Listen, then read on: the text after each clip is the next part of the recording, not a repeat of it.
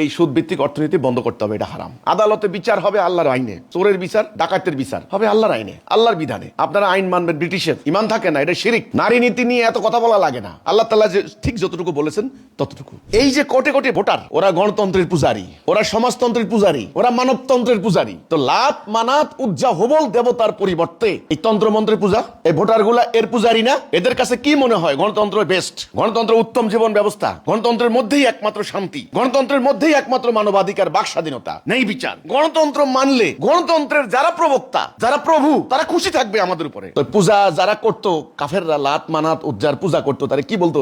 দেবতা আমাদের উপর প্রসন্ন থাকবে। এই গণতন্ত্রের পূজারীরা এদেরকে পরিষ্কার করে এরা যে শিরিক করছে, আমাদের আলেমরা এই সত্য কথাটা বলে না।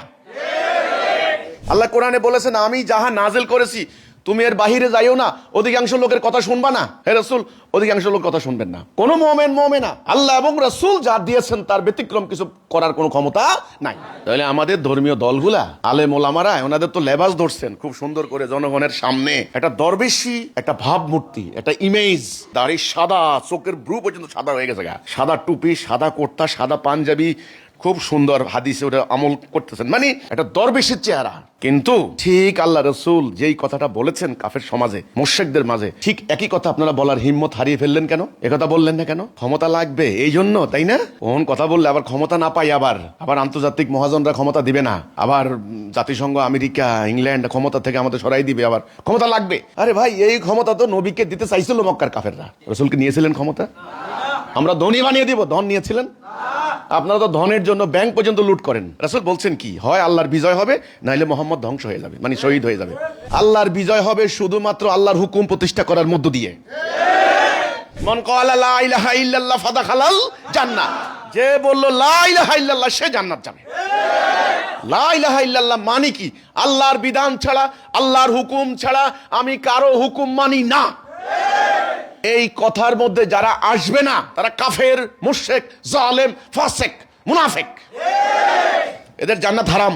আমরা মুসলিম, আমাদের রাষ্ট্র চলবে আল্লাহর বিধানে, আল্লাহর হুকুম ছাড়া কারো হুকুম মানি না, মানবো না। বিধান চলবে আল্লাহর, হুকুম চলবে আল্লাহর। আল্লাহর হুকুমের উপর ভিত্তি করে যেই নিয়ম কানুন রচিত হবে, সেই মোতাবেক রাষ্ট্র চলবে। সংসদে যারা নির্বাচিত হচ্ছেন, জনগণের নির্বাচিত প্রতিনিধি, রাষ্ট্র চালাবে, এটা আমার কোনো আপত্তি নাই। ইসলামে কিন্তু এই ব্যাপারে কোনো নিষেধাজ্ঞা নাই, এটা ভালো, ওকে। আল্লাহ বলেছেন শরিয়া তোমাদেরকে দিয়েছি। কিভাবে ইসলামী দলগুলি শরিয়াকে অস্বীকার করতে পারে? এটা বলতে পারে যে আমরা শরিয়া কায়েম করব না। তাহলে আপনারা খালি জাতিসংঘের আইন দিয়ে রাষ্ট্র চালাইবেন, তাহলে আল্লাহর প্রতি ঈমান আনার অর্থ কি? দুঃখজনক কথা, ওনারা বলেন যে শুরা ভিত্তিক সরকার হবে। কিসের শুরা করবেন ওনারা? জনগণ যদি আল্লাহর হুকুমের উপর ভিত্তি করা রাষ্ট্র ব্যবস্থা কায়েম না করে, তখন শুরার কোনো দাম নাই, কোনো মানে নাই। কার হুকুম দিয়ে রাষ্ট্র চালাবে, এটা মোস্ট ইম্পর্টেন্ট পয়েন্ট। আজ পর্যন্ত যখন সামনে একটা ইলেকশন, আপনারা বলতে পারলেন না যে না আমরা আল্লাহর হুকুম চাই, আল্লাহর বিধান চাই, রাষ্ট্র চলবে আল্লাহর বিধানের উপরে, এইবার ভোট আমারে দাও আর না দাও। আমার মনে হয় ওনাদের কাছে রাষ্ট্র পরিচালনার রূপরেখাটা নাই। আগামী দিন এই যে গণভোট হবে, এই সংস্কার প্রস্তাব মানেন কি মানেন না? Yes, no. আমি বলেছি এই ধরনের প্রস্তাব দিয়ে লাভ নাই, বরং আপনারা প্রস্তাব দেন আল্লাহর বিধান মানবেন কি মানবেন না, ইয়েস, নো। আজকে সমগ্র বিশ্ব একটা চরম অনিশ্চয়তা, আতঙ্ক, অশান্তি, অরাজকতা, এই পরিস্থিতির মধ্য দিয়ে যাচ্ছে। এক, দুই, বাংলাদেশ একটা চরম আতঙ্ক, ভয়, নিরাপত্তাহীনতা, মব সন্ত্রাস, ডাকাতি, চুরি, খুন, অর্থ পাচার, অর্থ লুণ্ঠন, এর ভিতর দিয়ে বাংলাদেশ যাচ্ছে।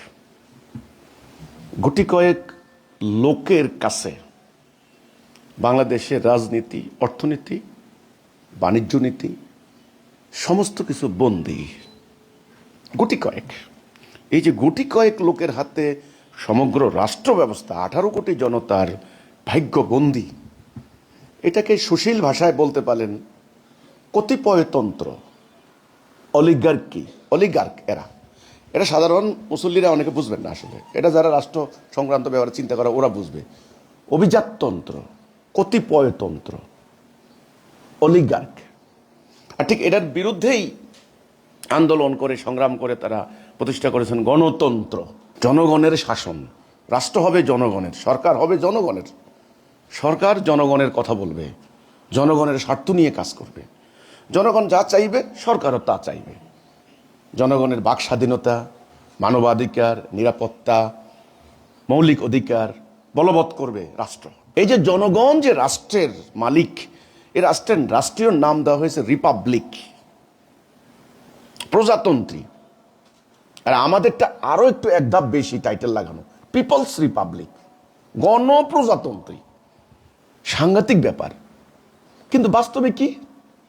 বাস্তবে 18 কোটি মানুষের দেশে, আমি এখানে হিন্দু, বৌদ্ধ, মুসলমান, জাতি, বর্ণ, ধর্ম নির্বিশেষে কথা বলতে চাই, এই দেশে কিছু লোক দেশটাকে শাসন করছে, শোষণ করছে। ঠিক ব্রিটিশরা যেভাবে লুণ্ঠন করতো, এরা এভাবে লুণ্ঠন করছে। ব্রিটিশরা যেভাবে লুট করতো, এরা সেভাবে লুট করছে। লুটের প্রক্রিয়া, ধরন স্বাভাবিকভাবে 200 বছর আগের পুরনো আর এখন মডার্ন। তখন তো আর ফ্ল্যাক্সি লোড ছিল না, তখন তো আর সুইস ব্যাংকের টাকার একটা বাটন মানে চাপ দিলেই $1000 বিলিয়ন পাচার হয়ে যাওয়ার কোনো পসিবিলিটি ছিল না। তখন লুট করেছে রেল লাইন দিয়ে, একেবারে কালিকট বন্দর দিয়ে একদম বোঝাই করে নিয়ে গেছে জাহাজ ভরে। এখন লুট করছে ভিন্ন স্টাইলে। ডেইলি স্টার একটা ছবি দেখেন, অক্টোপাসের একটা ছবি দেখেন। একজন মানুষকে আপনারা দেখলে বুঝবেন, ওনার একটা কাল্পনিক ছবি আঁকছে একজন উপদেষ্টা। আচ্ছা, শিরোনাম কি দিয়েছে দেখেন, লর্ড অফ দ্য উইংস। আমরা হলিউডের একটা সিনেমা দেখছেন না, Lord of the Rings? Lord of the Rings ঠিক ওইটার অনুকূলে লর্ড অফ দ্য উইংস। মানে একজন ব্যক্তির হাতে 1 ডজনের উপর মন্ত্রণালয়, কর্তৃত্ব, নেতৃত্ব, সব বিদেশ থেকে যন্ত্রপাতি কিনা, পারচেজিং, তারপর মানে সমস্ত কিছু, অর্থাৎ যা কিছু আছে 10 থেকে 12টা মন্ত্রণালয়ের দায়িত্ব একজন লোক।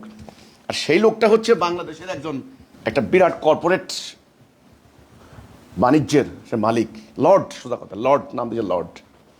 ব্রিটেনে আপনারা জানেন লর্ড সভা বলতে একটা সভা আছে। ব্রিটেনের লর্ডরা লর্ডই আসলে। লর্ডে আপনারা যখন হাইকোর্টে যাবেন দেখবেন হাইকোর্টের বিচারকদেরকে ড্রেস করে আমাদের উকিলরা বলে মি লর্ড, লর্ড। কিন্তু আমরা যারা ধর্ম পাগল মানুষ, ধর্ম বিশ্বাসী মানুষ, আমাদের লর্ডটা কে? আমরা লর্ড মনে করি, ও মাই লর্ড। আমরা লর্ড বলি না, আল্লাহ। লর্ড হচ্ছে আমাদের আল্লাহ। কিন্তু আজকে এই জনতার ভাগ্য যাদের হাতে নিয়ন্ত্রিত, তারা এখন জনতার লর্ড। একসময় ব্রিটিশরা ছিল লর্ড। ওরা আলাদা সভা, ওরা পাবলিকের সাথে বসবে না, নিচে নিম্নকক্ষে বসবে না, নিম্নকক্ষে বসবে না। ওরা লর্ড, কিন্তু ওরা লর্ড সভা, সবাই আছে লর্ড সভা। মানে ব্রিটেনের এই যে দ্বিকক্ষ বিশিষ্ট পার্লামেন্ট যারা, আমাদের এখানেও কিন্তু এখন আলী রিয়াজ সাহেব কিন্তু প্রস্তাব করছেন যে সিনেট হবে, উচ্চকক্ষ 100 আসন বিশিষ্ট সিনেট, ওইটাও মনে করেন লর্ড সভা একটা। আজকে বাংলাদেশ নামক এই রাষ্ট্রটা, এই 18 থেকে 20 কোটি মানুষের ভাগ্য কিছু লোকের হাতে বন্দী হয়ে গেছে। এটা সিন্ডিকেট, এটা ডিপ স্টেট, এদের হাতে আজকে রাষ্ট্র, রাষ্ট্রের অর্থনীতি, রাষ্ট্রের বাণিজ্য নীতি, সমরনীতি, রাষ্ট্রের আপনার হলো পলিসি মেকিং, পররাষ্ট্রনীতি, যা কিছু আছে সব এদের হাতে। আর এই যে ভোট দেখেন, একটা ভোট হচ্ছে না, এটা মূলা, আমি নাম দিয়েছি এটা মূলা, এটা আমি বহু আগে নাম দিয়েছি। কিচ্ছু না, এতে করে জনগণের ভাগ্যের কোনো পরিবর্তন হবে না, আনচেঞ্জড দেখবেন। আর এই যে নির্বাচনে এবারে ইশতেহার ঘোষণা করছে, হ্যাঁ সবাই করছে, জাতীয়তাবাদী দলগুলি করছে, বাম দলগুলো করছে, ধর্মীয় সংগঠন ইশতেহার ঘোষণা করে কি করব, এই করব, ওই করব, এই দিব, ওই দিব, মানে শুধু প্রতিশ্রুতি, ওয়াদা ওয়াদা। আরে সবাই জানে এগুলি রাজনৈতিক ওয়াদা। এসব উন্নয়নের কাহিনী গত সরকার কম শুনাইছে? হ্যাঁ, রাষ্ট্র বাংলাদেশকে উন্নয়নশীল উন্নত রাষ্ট্রে পরিণত করব, সিঙ্গাপুর বানিয়ে ফেলবো, তো এই ধরনের উন্নয়নের গল্প শুনাইছে। মানুষ আসলে উন্নয়নের গল্প শুনতে চায় না। মানুষের এখন বড় সংকট হচ্ছে নিরাপত্তা। মানুষ শান্তিতে ঘুমাতে চায়, শান্তি নাই। মানুষের অর্থনৈতিক সংকট, মানুষের জীবন ধারণ কঠিন হয়ে যাচ্ছে, এটা নিশ্চয়তা কেউ দিতে পারে নাই। ন্যায় বিচার, আদালতে কোনো ন্যায় বিচার নাই। ব্যবসায়ীরা বলেছে কিছুদিন আগে 1 লক্ষ টাকা 10,000 টাকা ঘুষ লাগতো, এখন সেই কাজে লাগে 1 লক্ষ টাকা ঘুষ। আদালতে দেখেন শুধু টাকার খেলা। যার টাকা আছে তার জামিন হচ্ছে, যার টাকা নাই তার জামিন হলেও 10 মামলা সঙ্গে সঙ্গে লাগিয়ে দেওয়া হচ্ছে। আজকের জুমার দিনে এই কথাগুলির প্রাসঙ্গিকতা কোথা থেকে আসছে? এখন এই অরাজকতা বন্ধের জন্য কি করবেন? জনগণকে তো একদিকে নিয়ে গেছে নির্বাচন নির্বাচন, জনগণ পাগল হয়ে গেছে। জীবনে কয় ভোটাধিকার। আরে মিয়া, ভোটাধিকারের থেকে তোমার বড় অধিকার হচ্ছে নিরাপত্তার অধিকার, বেঁচে থাকার অধিকার, তোমার বাক স্বাধীনতা, কথা বলার অধিকার, তোমার নেই বিচার পাওয়ার অধিকার। না, নাগাই দিছে ভোটাধিকার। প্রথম ভোট দিবে কোটি কোটি লোক, প্রায় 13 কোটি ভোটার, আজকে আসছে প্রায় 49% মহিলা। শান্তি দিতে পারবে না। আমরা বলেছি শান্তির একমাত্র গ্যারান্টি আল্লাহর দিন, আল্লাহ দেওয়া দিনুল হক। এই কথাটা দুর্ভাগ্যজনক। সত্য কথা হচ্ছে এই, বাংলাদেশে ইসলামের কথা বলে, ইসলামের দোহাই দেয়, ইসলামের কথা বলে রাজনীতি করে ইসলামী সংগঠনগুলো। আমি জাতীয়তাবাদী, সেকুলার, গণতান্ত্রিক, বাম, ওদের কথা আমি বাদ দিলাম। যারা ইসলামের কথা বলেছে এতদিন, আমরা খেলাফত করব, শাসনতন্ত্র করব, আল্লাহর আইন প্রতিষ্ঠা করব, তারাও কি করেছে দেখেন। এবারে নির্বাচন সামনে নিয়ে আস্তে আস্তে আস্তে আস্তে ইসলাম প্রতিষ্ঠার কথা থেকে তারা সরে গেছে। কথার মার প্যাচ লাগিয়ে দিয়েছে। কি কল্যাণ রাষ্ট্র, ইনসাফ ভিত্তিক রাষ্ট্র, ন্যায় বিচার। হ্যাঁ, তাহলে কল্যাণ রাষ্ট্র হয়, ইনসাফ প্রতিষ্ঠা করব, এই কথাগুলি বলছে। কিন্তু কোরআন সুন্নাহর আলোকে আলোকে এই কথা তারা বলতে পারেন নাই, বলেন নাই যে আমরা আল্লাহর দিন, তাওহীদ ভিত্তিক আল্লাহর দিন, দিনুল হক কায়েম করব। রাষ্ট্র চলবে আল্লাহর হুকুমে, আল্লাহর বিধানে। এ কথাটা বলার হিম্মত নাই। এটা কিন্তু বলেননি, কোনো দলে বলেননি, কোনো ধর্মীয় সংগঠন বলেননি। ওদের ইশতেহারে দেখেন, আর গত 1.5 বছরে ওদের নেতাদের বক্তব্য বিবৃতি দেখেন, একচেটিয়া বিবৃতি, স্বৈরাচার স্বৈরাচার স্বৈরাচার, ফ্যাসিস্ট ফ্যাসিস্ট ফ্যাসিস্ট। আরে ভাই, অন্যের সমালোচনা নির্ভর বক্তব্য না দিয়ে নিজের আদর্শ কি সেটা বলেন না, বলতে পারেননি। এরপরে নারীদের ব্যাপারে নানান ধরনের বিদ্বেষমূলক মনোভাব বলতে বলতে এবার যখন প্রতিপক্ষ চাপ দিয়েছে, এইবার আমরা নারীদের জন্য এই করব, ওই করব, ফ্রি বাস সার্ভিস দেব, বাসের মধ্যে আমরা সিসি ক্যামেরা বসাবো, আলাদা মানে কলেজ বিশ্ববিদ্যালয় হবে, 5 ঘন্টা কাজ দেব। এবার নারীদেরকে নিয়ে শুরু করেছে, নারীদেরকে একেবারে স্বর্গে আমরা নিয়ে যাব, নারী ভোটার টানার জন্য একটা পলিসি। কিন্তু সিম্পলি এই কথাটা বললেন না যে একজন মুসলিম তিনি যখন ঈমান আনে, তিনি বলে লা ইলাহা ইল্লাল্লাহ। ঈমানের প্রথম ঘোষণা হচ্ছে লা ইলাহা ইল্লাল্লাহ। নবী করিম সাল্লাল্লাহু আলাইহি ওয়াসাল্লাম কিন্তু এই কথাটাই বলেছেন, তোমরা বলো লা ইলাহা ইল্লাল্লাহ। অর্থাৎ আল্লাহ ছাড়া, এলাহ মানে কি? হুকুমদাতা, বিধানদাতা। আল্লাহ ছাড়া কারো বিধান মানি না। এলাহ শব্দটা না বুঝলে ব্যাপারটা বুঝবেন না। জনগণকে কিন্তু এগুলি বোঝানো দরকার। এগুলি কিন্তু বুঝায় না। আল্লাহ সৃষ্টিকর্তা, সবাই জানে আল্লাহ সৃষ্টিকর্তা, এই জন্য তার নাম হচ্ছে খালেক। আল্লাহ এই সব কিছুর মালিক, মানে অধিকর্তা, অধিকারী, এই জন্য ওনার নাম হচ্ছে মালেক।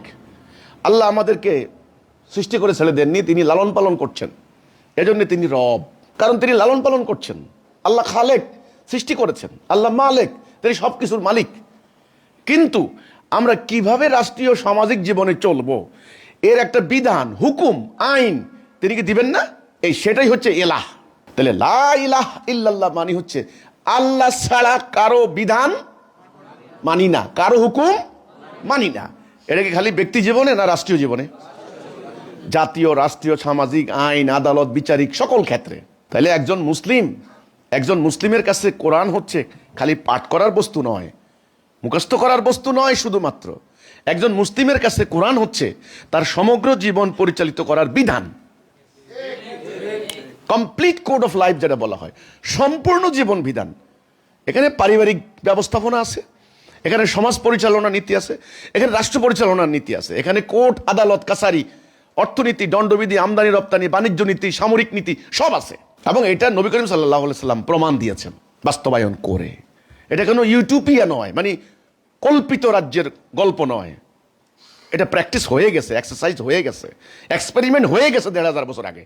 এটা প্রতিষ্ঠা করে পৃথিবীর সবচাইতে উপেক্ষিত, অবজ্ঞাত, অশিক্ষিত, শিক্ষা দীক্ষাহীন আরব জাতি দুনিয়াকে লিড দিয়েছে কয়েক শতাব্দী এই সভ্যতা, এই বিধান প্রতিষ্ঠা করার মধ্য দিয়ে।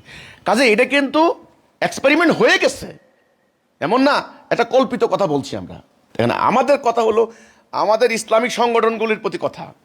তারা মার প্যাসে কথা বলে, এই ধরনের বিক্ষিপ্ত কথা বলে জনগণ বিভ্রান্ত হবে, দরকার নেই। বরং জনগণ যেটা সহজে বুঝে আল্লাহ যেটা বলেছেন, ইসলামের নামই হচ্ছে সিরাতাল মুস্তাকিম, সহজ সরল, সিম্পল, বুঝতে সহজ, মানতে সহজ। সেটা কি? আল্লাহ যেটা হারাম করেছেন ওটা হারাম, আল্লাহ যেটা হালাল করেছেন ওইটা হালাল। রাষ্ট্র পরিচালনার মানদণ্ড হবে আল্লাহর বিধান, মানদণ্ড, স্ট্যান্ডার্ড, ভিত্তি, ভিত্তি কথাটা বুঝতে হবে, কিন্তু সূত্র আল্লাহর বিধান, সবরেন্টি অফ আল্লাহ, আল্লাহর সার্বভৌমত্ব, সুপ্রিমেসি অফ, বলে না কনস্টিটিউশন, সুপ্রিমেসি অফ আল্লাহস ল, আল্লাহর বিধানের, আল্লাহস অর্ডার, আল্লাহর অর্ডার, আল্লাহর কমান্ডমেন্ট, ডিভাইন কমান্ডমেন্ট, এটার সুপ্রিমেসি হবে। লা ইলাহা ইল্লাল্লাহ মানে কিন্তু এইটা, মানে যেখানে আল্লাহ যেটা হারাম করেছেন ওটা স্ট্রিক্টলি প্রহিবিটেড হবে, হারাম হবে, মানে নিষিদ্ধ হবে, ওটা কোনোভাবে আমরা অ্যালাউ করব না। সুদ হারাম, কোনো যুক্তিতে সুদকে বৈধতা দেওয়া যাবে না, ওটা বাণিজ্য নীতি, ওটা অর্থনীতির একটা সূত্র। এখন যে অর্থনীতি চলছে ওটা হলো ক্যাপিটালিজম, পুঁজিবাদী অর্থ, সুদ ভিত্তিক ব্যবস্থা। পুঁজি কিছু লোকের কাছে জমা হচ্ছে, আর এরা সমগ্র অর্থনীতি, বাণিজ্য নীতি, আদালত, কোর্ট কাছারি, রাজনীতি সব কন্ট্রোল করে। এই সুদ ভিত্তিক অর্থনীতি বন্ধ করতে হবে, এটা হারাম। এক। দুই, আদালতে বিচার হবে আল্লাহর আইনে, চোরের বিচার, ডাকাতের বিচার হবে আল্লাহর আইনে, আল্লাহর বিধানে। আপনারা আইন মানবেন ব্রিটিশের, ইমান থাকে না, এটা শিরিক। নারী নীতি নিয়ে এত কথা বলা লাগে না, আল্লাহ তাআলা যে ঠিক যতটুকু বলেছেন ততটুকু। এটা বলেন না কেন? আমি সংক্ষেপে দু একটা কথা বললাম খালি। তাহলে রাষ্ট্র পরিচালনার মূল ভিত্তি কি হবে? আল্লাহর বিধান, আল্লাহর বিধান। এই কথাটা কি কোনো ধর্মীয় সংগঠন বলতে পারছে পরিষ্কার করে? বলছে কোনোদিন? আপনারা ই নিয়ে বি নিয়ে এত কথা আপনারা বলছেন কেন? এ কথা হিম্মত নাই। এখন বলে কি শুনেন, বিভিন্ন জায়গার সেমিনারে আবার ওনারা আমার প্রশ্ন করে, আচ্ছা বাংলাদেশে যদি আমরা আল্লাহর বিধান কায়েম করতে যাই তাহলে আমেরিকা, রাশিয়া কি করবে, চীন কি করবে? আমেরিকা তো ধরিয়ে লই যে বাং করে, তাহলে ভয়টা কাকে করলো? আমেরিকাকে। তাহলে আল্লাহর প্রতি কিসের ইমান আনলা তুমি? রাসূলের সাহাবীরা যখন ইমান আনার ঘোষণা দিচ্ছেন তখন মক্কার কাফেররা শক্তিশালী ছিল না? বহু সাহাবীরা ধরিয়ে নিয়ে গেছে না, নিপীড়ন চালাইছে না? হযরত বেলালের কাহিনী বলে বলে আপনারা ওয়াজের মধ্যে টাকা কামাই করেন কেন? সারা দিন পাথর চাপা দিয়ে রাখছে ওনাকে, তারপরে উনি বলেছেন আহাদ আহাদ। কেন বলেছেন? ইমান তো এটাই, আমি আল্লাহ ছাড়া কাউকে ভয় করি না। আমেরিকার ডরে, ব্রিটেনের ডরে, জাতিসংঘের ডরে আপনারা আল্লাহর বিধানের কথা ভুলে গেলেন। তো আল্লাহ তো সহ্য করবেন না, আল্লাহ তো শাস্তি দিবেন। সারা জীবন, সারা বছর আন্দোলন করে আসছেন, কর্মীদেরকে এই মানে মোয়া দেখাইছেন যে আমরা আল্লাহর বিধান করব। এখন বলে কি আস্তে আস্তে, আগে ক্ষমতায় যাইয়া লই, আস্তে আস্তে গ্র্যাজুয়ালি ধীরে ধীরে আমরা আল্লাহর বিধান কায়েম করব। এত সোজা মনে করেন না। সূরা শুরা 13 নম্বর আয়াত। আয়াতটা শুরুটা কিভাবে? আউযু বিল্লাহি মিনাশ শাইতানির রাজিম, বিসমিল্লাহির রহমানির রহিম। শারাআ লাকুম মিনাদ-দীনি, মিনাদ-দীন, দেখেন দিন থেকে তোমাদেরকে শরিয়া দিলাম, তোমাদের জন্য শরিয়া দিলাম, দিয়েছি দিন থেকে, মিনাদ-দীনি, যাহার নির্দেশ তিনি দিয়েছিলেন নূহকে, আর যাহা আমি ওহী করিয়াছি তোমাকে, মানে রাসূলকে, যাহার নির্দেশ আমি দিয়েছিলাম ইব্রাহিম, মূসা এবং ঈসাকে আলাইহিস সালাতু সালাম দিয়েছিলাম, ঈসাকে, এই বলিয়া যে তোমরা দিনকে প্রতিষ্ঠিত করো। দেখেন, আন আকিমুদ্দীনা ওয়ালা তাতাফাররাকু ফীহি, তাইলে দিন প্রতিষ্ঠা করো, এতে কোনো মতভেদ করো না। তুমি মুশরিকদেরকে যাহার প্রতি আহ্বান করিতেছ তা তাহাদের নিকট দুর্বহ মনে হয়। দেখছেন, দেখছেন কি না? মুশরিক কারা বলেন তো দেখি? আরে ভাই, যারা আল্লাহর কিছু মানে কিছু, এখানেও আমাদের আলেমরা জালিয়াতি করেছেন। শিরিকের আসল সংজ্ঞা জনগণকে দেন নাই। কবরে মোমবাতি দেওয়া শিরিক, কারো বাপ মার পা ছুঁয়ে সালাম করা শিরিক, এগুলো বুঝাইছে। কিন্তু আল্লাহ কোরআনে বলেছেন যারা আমার আয়াতের কিছু মানে কিছু মানে না। এ কথা বলেন না কেন? ডাইরেক্ট শিরিকের আয়াত, এটা আল্লাহ ক্ষমা করবেন না। এবং শিরিক যারা করবে খাইজিউন ফিল হায়াতের দুনিয়া, তাদের দুনিয়ার জীবনে ভয়াবহ লাঞ্ছনা। মক্কার কাফেররা কি নামাজ পড়তো না, রোজা করতো না, হজ করতো না? তারা শিরিক কিভাবে করতো? তারা ব্যক্তিগত জীবনে এগুলো বিশ্বাস করতো, কিন্তু লাত মানাত উজ্জার পূজা করতো। তাদের সমাজ চলতো আল্লাহর হুকুম ছাড়া, মানুষের আইনে। এরা শিরিক করতো। আজকে এই যে কোটি কোটি ভোটার, ওরা গণতন্ত্রের পূজারী, ওরা সমাজতন্ত্রের পূজারী, ওরা মানবতন্ত্রের পূজারী। তো তো লাত মানাত উজ্জা হবল দেবতার পরিবর্তে এই তন্ত্রমন্ত্রের পূজা, এই ভোটারগুলা এর পূজারি না? এদের কাছে কি মনে হয় গণতন্ত্র বেস্ট, গণতন্ত্র উত্তম জীবন ব্যবস্থা, গণতন্ত্রের মধ্যেই একমাত্র শান্তি, গণতন্ত্রের মধ্যেই একমাত্র মানবাধিকার, বাক স্বাধীনতা, নেই বিচার। গণতন্ত্র মানলে গণতন্ত্রের যারা প্রবক্তা, যারা প্রভু, তারা খুশি থাকবে আমাদের উপরে। তো পূজা যারা করতো, কাফেররা লাত মানাত উজ্জার পূজা করতো, তারা কি বলতো? দেবতা আমাদের উপর প্রসন্ন থাকবে, তাই না? কথা বুঝছেন কিনা ব্যাপারটা? এই গণতন্ত্রের পূজারীরা এদেরকে পরিষ্কার করে এরা যে শিরিক করছে, আমাদের আলেমরা এই সত্য কথাটা বলে না। এই হচ্ছে ব্যাপারটা। কোরআনে আল্লাহ কি বলছেন দেখেন, যে মুশরিকদেরকে যার প্রতি আহ্বান করো তাহা তাহাদের নিকট দুর্বহ মনে হয়। আল্লাহ যাকে ইচ্ছা দ্বীনের প্রতি আকৃষ্ট করেন এবং যে তাহার অভিমুখী তাহাকে দ্বীনের দিকে পরিচালিত করেন। আলহামদুলিল্লাহ, তোমাদেরকে আল্লাহ দ্বীনের দিকে পরিচালিত করবেন। ওরা দ্বীন থেকে আউট হয়ে গেছে, মনে রাখো। ধনুক থেকে তীর যেমন আউট হয় আর ফিরে আসে না, ওরা তেমনি, ওরা আর দ্বীনে ফিরে আসতে পারবে না। আল্লাহ দ্বীন, আল্লাহ বলছেন আকিমুদ্দিন, দিন কায়েম করো। সূরা ফাতিহা 28, সফ 9, তওবা 33। আমি আমার রাসূলকে পাঠিয়েছি হেদায়া এবং সত্য দিন দিয়ে। দিন লিউযহিরাহু আলা দীনি কুল্লিহি, অন্য সমস্ত দিনের উপরে এটাকে জাহের করবে, প্রতিষ্ঠা করবে। তাইলে আল্লাহ বলছেন দিন কায়েম করো, দিন প্রতিষ্ঠা করো। ইসলামের শুরু কোন কি দিয়া? তাওহীদ, লা ইলাহা ইল্লাল্লাহ, আল্লাহ তোমার বিধান ছাড়া কারো বিধান মানি না। এই কথার উপরে যে মানুষগুলি অঙ্গীকার করবে, ঐক্যবদ্ধ হবে, তারা দিন কায়েম করবে। আল্লাহর দেওয়া জীবন ব্যবস্থা, এখানে রাজনীতি, অর্থনীতি, রাষ্ট্র পরিচালন নীতি, সমাজনীতি সবই আছে। আল্লাহ কোরআনে বলেছেন, আমি যাহা নাজিল করেছি তুমি এর বাহিরে যাইও না, অধিকাংশ লোকের কথা শুনবা না। হে রাসূল, অধিকাংশ লোক কথা শুনবেন না। আমি আপনাকে যেই গাইডলাইন করেছি, যে পথ নির্দেশ দিয়েছি, আপনি এখানেই থাকেন। কোনো মুমিন মুমিনা আল্লাহ এবং রাসূল যা দিয়েছেন তার ব্যতিক্রম কিছু করার কোনো ক্ষমতা নাই। তাহলে আমাদের ধর্মীয় দলগুলা, আলেম ওলামারা, ওনাদের তো লেবাস ধরছেন খুব সুন্দর করে, জনগণের সামনে একটা দরবেশি, একটা ভাবমূর্তি, একটা ইমেজ ধরছেন। দরবেশ, দাড়ি সাদা, চোখের ব্রু পর্যন্ত সাদা হয়ে গেছে গা, সাদা টুপি, সাদা কুর্তা, সাদা পাঞ্জাবি, টাকনু। আমি দেখলাম ছবিতে খুব টাকনু, খুব সুন্দর, হাদিসে ওটা আমল করতেছেন, মানে একটা দরবেশের চেহারা। কিন্তু ঠিক আল্লাহ রসুল যেই কথাটা বলেছেন কাফের সমাজে, মুশরিকদের মাঝে, ঠিক একই কথা আপনারা বলার হিম্মত হারিয়ে ফেললেন কেন? একথা বললেন না কেন? ক্ষমতা লাগবে, এই তো ক্ষমতা লাগবে এই জন্য, তাই না? কোন কথা বললে আবার ক্ষমতা না পাই, আবার আন্তর্জাতিক মহাজনরা ক্ষমতা দিবে না, আবার জাতিসংঘ, আমেরিকা, ইংল্যান্ড ক্ষমতা থেকে আমাদের সরাই দিবে, আবার ক্ষমতা লাগবে। আরে ভাই, এই ক্ষমতা তো নবীকে দিতে চাইছিল মক্কার কাফেররা, চাইছিল না? যে আপনার চাচা, আপনার ভাতিজাকে বলেন ওনার চাচাকে গিয়ে, যে উনি যেভাবে আল্লাহ তৌহিদের দিকে ডাক দিচ্ছে, এটা বন্ধ করতে বলেন, আমরা ওনাকে ক্ষমতা দেব। রাসূলকে নিয়েছিলেন ক্ষমতা? আমরা ধনী বানিয়ে দিব, ধন নিয়েছিলেন? আপনারা তো ধনের জন্য ব্যাংক পর্যন্ত লুট করেন। প্রস্তাব দিয়েছিল ক্ষমতা, নারী, সব। রাসূল বলছেন কি, হয় আল্লাহর বিজয় হবে, নাইলে মোহাম্মদ ধ্বংস হয়ে যাবে, মানে শহীদ হয়ে যাবে। আল্লাহর বিজয়, আল্লাহর বিজয়টা কিভাবে? আল্লাহর বিজয় হবে শুধুমাত্র আল্লাহর হুকুম প্রতিষ্ঠা করার মধ্য দিয়ে, আর এটাই জান্নাত। মান ক্বালা লা ইলাহা ইল্লাল্লাহ ফাদাখালাল জান্নাত, যে বলল লা ইলাহা ইল্লাল্লাহ সে জান্নাত যাবে। লা ইলাহা ইল্লাল্লাহ মানে কি? আল্লাহর বিধান ছাড়া, আল্লাহর হুকুম ছাড়া আমি কারো হুকুম মানি না।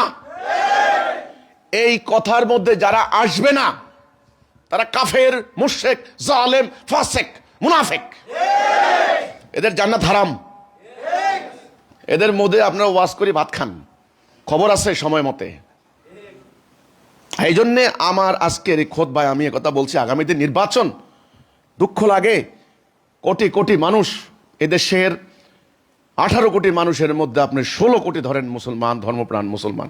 আজকের এই জুমার দিনে লক্ষ লক্ষ মসজিদে কোটি কোটি মুসল্লি নামাজ পড়তে যাবেন, কিন্তু দুর্ভাগ্যজনক এদের সামনে ইসলাম নাই, ইসলামের কোনো প্রস্তাব নাই। অথচ সিম্পল কথা হবে এটা, আমরা মুসলিম, আমাদের রাষ্ট্র চলবে আল্লাহর বিধানে, আল্লাহর হুকুম ছাড়া কারো হুকুম মানি না, মানবো না। বিধান চলবে আল্লাহর, হুকুম চলবে আল্লাহর।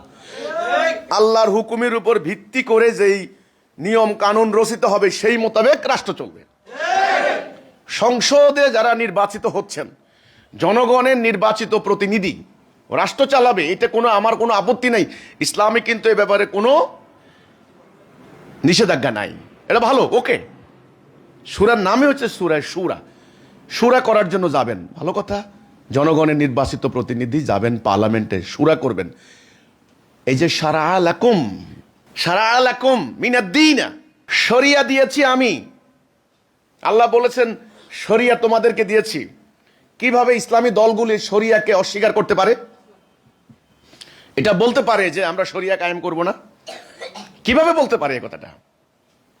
আল্লাহ শরিয়া দিয়ে, শরিয়া মানে কি? নিয়ম কানুন, আইন, পথ। আমরা বলি না পথরেখা, পথ নির্দেশনা। হ্যাঁ, এই যে শব্দটা আসছে, ওই যে আপনারা খেতে পানি দেন না, খেতে পানি দেন না, জোড়া জোড়া জোড়া কয় না, ড্রেন বা যেটা পানি যায় না, সরা। চট্টগ্রামে বুঝে এটা সরি, দেখবেন হিম সরি, খাগড়া সরি, নেকুং সরি, সরা সরি। এই ওখান থেকে শরিয়া পথ, কিভাবে আপনি কোন দিকে যাবেন, কোন দিকে যাবেন না, কোনটা গ্রহণ করবেন, কোনটা গ্রহণ করবেন না। যেমন আপনি যখন কোনো রাষ্ট্রের ভিতরে হাঁটেন, রাস্তা দিয়ে হাঁটেন, কোন রাস্তা যাবেন, কোন রাস্তা যাবেন না, কদ্দূর যাবেন, ডাইনে যাবেন না বামে যাবেন, এই যে পথ নির্দেশনা। আল্লাহ বলছেন আমি দিন দিছি, আমি শরিয়া দিছি, দিন কায়েম করো, মানে সামগ্রিক ব্যবস্থা, সেই ব্যবস্থার পথ নির্দেশনাও আমি দিয়েছি। নামাজ পড়ার জন্য যেমন শরিয়া আছে, কি করবেন কি করবেন না, কতটুকু করবেন। রোজা রাখার জন্য যেমন শরিয়া আছে, কতক্ষণ রোজা রাখবেন, কি করতে পারবেন কি করতে পারবেন না, এটার নাম শরিয়া, বিধি নিষেধ, আইন কানুন, ওকে। ঠিক রাষ্ট্র পরিচালনারও শরিয়া আছে। তাহলে আপনারা খালি জাতিসংঘের আইন দিয়ে রাষ্ট্র চালাইবেন, তাহলে আল্লাহর প্রতি ঈমান আনার অর্থ কি? তা আমার আজকের এই খুতবায় আমি শুধু এইটুকু বলতে চাইব, আলোচনা বেশি দীর্ঘায়িত না। দুঃখজনক কথা, ওনারা বলেন যে শুরা ভিত্তিক সরকার হবে। শুরা ভিত্তিক কিসের শুরা? কিসের শুরা করবেন ওনারা? জনগণ যদি আল্লাহর হুকুমের উপর ভিত্তি করা রাষ্ট্র ব্যবস্থা কায়েম না করে, তখন শুরার কোনো দাম নাই, কোনো মানে নাই। আমরা আবার বলেছি, জনগণের নির্বাচিত প্রতিনিধি রাষ্ট্র চালাবে, এতে কোনো আপত্তির কিছু নাই, এটা ভালো। কিন্তু ওই প্রতিনিধি পার্লামেন্টে গিয়ে কার হুকুম দিয়ে রাষ্ট্র চালাবে, এটা মোস্ট ইম্পর্টেন্ট পয়েন্ট। যদি আল্লাহর হুকুম দেয়, আল্লাহর হুকুম মানে, তবে তারা মোমেন, এবং ওইটা হবে আল্লাহর খেলাফত, ওইটা হবে শুরা। যেটা শুরার মধ্যে আজকে আমি শুরা 13 নম্বর আয়াত, আল্লাহ রসুলকে বলা হয়েছে আপনি ওদের সাথে শুরা করেন, ওদের সাথে পরামর্শ করেন। কিন্তু পার্লামেন্টে গিয়ে তারা যদি আল্লাহর হুকুম বাদ দিয়া নিজেদের মস্তিষ্ক প্রসূত, নিজেদের হাওয়াউন কামনা বাসনা প্রসূত বিধান দ্বারা রাষ্ট্র চালায়, ওইটা হবে হাওয়াউন, ওইটা হবে দলালা, ওইটা হবে গয়রুল্লাহ, ওইটা হবে তাগুদ। ক্লিয়ার? ওই তাগুদের আন্ডারে যারাই বাস করবে, সকলের ঈমান ফৌত হয়ে যাবে, একদম সোজা। তাহলে আমার এই বক্তব্যের যদি কোনো অবজেকশন থাকে, মোহতারাম উলামায়ে কেরাম, আমার ভুল ধরাই দেন, আমি কৃতজ্ঞ থাকব। কিন্তু আমি স্বনির্বন্ধ অনুরোধ করবো আজকের এই জুমার খুতবায়, দয়া করে আল্লাহর হুকুমের অতি ব্যাখ্যা, বিকৃত ব্যাখ্যা, ভুল ব্যাখ্যা, বাড়াবাড়িমূলক ব্যাখ্যা দিয়ে আর জনগণকে বিভ্রান্ত কেউ করেন না। সিম্পল স্ট্রেট ফরওয়ার্ড কথা বলেন, প্রতিটা ব্যাপারে রায় দেন, কারা মোমেন কারা কাফের, কি করলে মোমেন কি করলে কাফের, স্পষ্ট কথা বলেন, এবং জনগণের সামনে তাওহীদের প্রস্তাব দেন, আল্লাহ দ্বীন কবুল করার প্রস্তাব দেন, আল্লাহ দ্বীন প্রতিষ্ঠা করার কথা বলেন, জিহাদের কথা বলেন, কিতালের কথা বলেন, ঐক্যের কথা বলেন, শৃঙ্খলার কথা বলেন। আর পুরো জনগোষ্ঠীকে যেইভাবে গণতন্ত্রের নামে এই যে হানাহানির ভিতরে ঢুকিয়ে দেওয়া হয়েছে, ওখান থেকে বের করতে পারবেন না, আপনারা শান্তি পাবেন না। এটা হলো আমার কথাটা। আজকের এই খুতবার আমি এই অংশটুকু এখানেই শেষ করলাম। আমার কাছে খুবই মানে কষ্টদায়ক একটা ব্যাপার, আমি জাতীয়তাবাদী দলগুলি বা সেকুলার দলগুলি অথবা গণতান্ত্রিক দল, বাম দল, এরা তো আর ইসলামের কথা বলে নাই, ওকে, আমি ওদেরকে দায়ী করতে পারছি না। ওরা আমার এই বক্তব্য থেকে আমার মানে আউট অফ কনসার্ন যাকে বলা হয়, আউট অফ সাবজেক্ট, ওদেরকে আমি বাদ দিলাম, কিন্তু আপনারা যারা ধর্মীয় সংগঠন, ইসলামী আন্দোলন, ইসলামিক দল, নানান ভাগে ভাগ হয়ে আপনারা এতদিন পর্যন্ত আপনাদের এই ধর্মপ্রাণ মানুষগুলারে ঐক্যবদ্ধ করছেন, আজ পর্যন্ত যখন সামনে একটা ইলেকশন আপনারা বলতে পারলেন না যে না আমরা আল্লাহর হুকুম চাই, আল্লাহর বিধান চাই, রাষ্ট্র চলবে আল্লাহর বিধানের উপরে, এইবার ভোট আমারে দাও আর না দাও, এ কথা বললেন না কেন? কারণ আমার মনে হয় ওনাদের কাছে রাষ্ট্র পরিচালনার রূপরেখাটা নাই। এটা হলো আমার কথাটা, রূপরেখাটা নাই। তো আল্লাহ আমাদেরকে তাওহীদে ঐক্যবদ্ধ হওয়ার তো তৌফিক দান করুক। তাহলে আশা করি ব্যাপারটা বুঝছেন, ক্লিয়ার? শুরা ভিত্তিক সরকার এই কথার কোনো মানে নাই, এটা কিন্তু বিচ্ছিন্ন মানুষ বুঝবে না। খেলাফত ব্যবস্থা এটাও কিন্তু বুঝবে না। আসলে আলাদা খেলাফত ব্যবস্থা বলতে কোনো সিস্টেম নাই। মেইন ব্যাপারটা হচ্ছে, ব্যাপারটা আবার বলি, ব্যাপারটা হচ্ছে তাওহীদের উপরে রাসূলুল্লাহ সাল্লাল্লাহু আলাইহি ওয়াসাল্লাম একটা জাতি তৈরি করেছেন। আল্লাহ সবরেন্টির উপরে, আইন বিধান নিয়ম কানুন, হ্যাঁ, রুলস রেজুলেশন সবকিছু হবে আল্লাহ তাওহীদের উপর ভিত্তি করা, সবরেন্টি অফ আল্লাহ। আচ্ছা, এই জাতিটাকে বলা হয়েছে উম্মাহ। এখন এই জাতিটা কিভাবে পরিচালিত হবে? একজন নেতা, উনি হচ্ছেন ইমাম। ওকে, বিভিন্ন জায়গায় যারা দায়িত্ব পালন করছেন তারা হচ্ছেন আমির। ওকে, এখন এই রাষ্ট্রের বিভিন্ন কার্যাবলী কোনটা হবে কোনটা হবে না, স্থান কাল পাত্র ভেদে পরামর্শ করার জন্য এটার নাম শুরা। কথা ক্লিয়ার? আর এই সমগ্র সিস্টেমটাই হচ্ছে আল্লাহর খেলাফত। এই এখন আপনি যদি জনগণের সামনে যদি বলেন এই যে খেলাফত ব্যবস্থা, শুরা ব্যবস্থা, জনগণ কিন্তু কিচ্ছু বুঝবে না। এই জন্য জনগণকে শুরু করতে হবে তাওহীদ থেকে। শুরু করতে হবে কি থেকে? তাওহীদ থেকে, যে তুমি আল্লাহর বিধান, আল্লাহর হুকুম, আল্লাহর আনুগত্য করবা কি করবা না, ইয়েস নো। যেমন আগামী দিন এই যে গণভোট হবে, কি এই মানে এই সংস্কার প্রস্তাব মানেন কি মানেন না, ইয়েস নো। আমি বলেছি এই ধরনের প্রস্তাব দিয়ে লাভ নাই, বরং আপনারা প্রস্তাব দেন আল্লাহর বিধান মানবেন কি মানবেন না, ইয়েস নো। তো আশা করি পরিষ্কার হয়ে গেল। তাহলে ইসলামের আগে কি হবে? ঈমান, লা ইলাহা ইল্লাল্লাহ মুহাম্মাদুর রাসূলুল্লাহ, পরে হলো আমল, আগে ঈমান। আজকে আমার কথা হলো এই জাতির ঈমান নাই, শেষ। আল্লাহ হাফেজ, সালামু আলাইকুম।